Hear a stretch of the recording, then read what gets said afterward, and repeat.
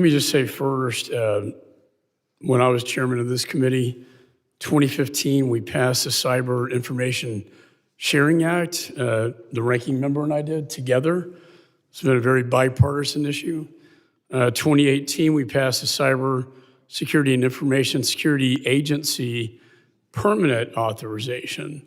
And the reason why I'm going through this legislative history, it's very important to know what is still authorized today and what is not.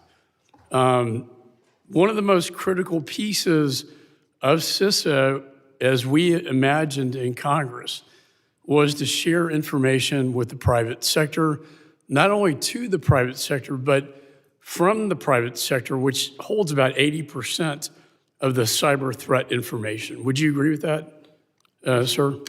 Yes, sir. Yeah, so that was vitally important as the authors of this agency, and we had quite a battle with, I have to say, with House Intelligence over whether this should be warehoused under the National Security Agency, which is not a civilian agency to interact with the private sector. We thought a civilian agency would be the better fit.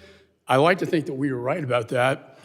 But then the goal was to expand the capabilities so that you could meet those requirements. Do you feel that you have those capabilities today? Sir, the CISA 2015, the Cybersecurity Information Sharing Act of 2015 that you're referring to, it provides the legal foundation for cyber threat information sharing between the federal government and the private sector, and it remains one of the most important authorities for defending the U.S. Critical infrastructure against increasingly sophisticated cyber threats.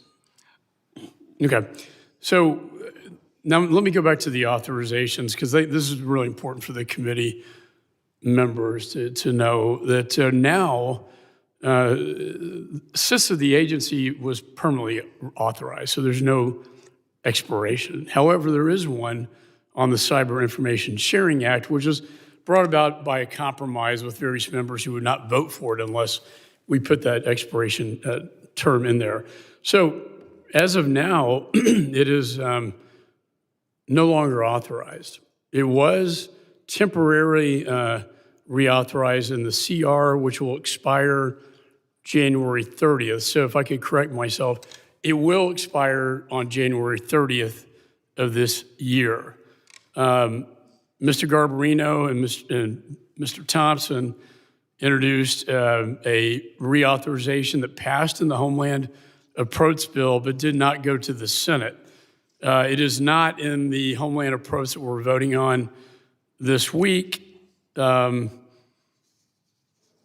My question to you is, while you still have appropriations to the majority, I think, of your agency, I think if not all, to not be authorized, to have a lapse in authorization at this point in time where the cyber threat is far greater today than when Mr. Thompson and I first created the agency and the Information Sharing Act. In addition, coupled with the World Cup FIFA events coming up, the Olympics, and the anniversary or 250th anniversary of the Republic, how does that harm your efforts to protect the nation? Congressman, thank you again. Like I said, I personally support, and DHS also supports, the long-term reauthorization of the CISA 2015. And I understand that the Act expires Jan 30th. And one of the strengths of CISA is the partnership and collaboration with the private sector. And the private sector understands that this will be extended through the continuing resolution. And like we have worked with Chairman Garbarino and the committee in the widespread information. If I could, my time is going to expire, but this is not your fault. This is Congress's fault. And it's incumbent. I think the House has done its job, but the Senate has not done their job on this.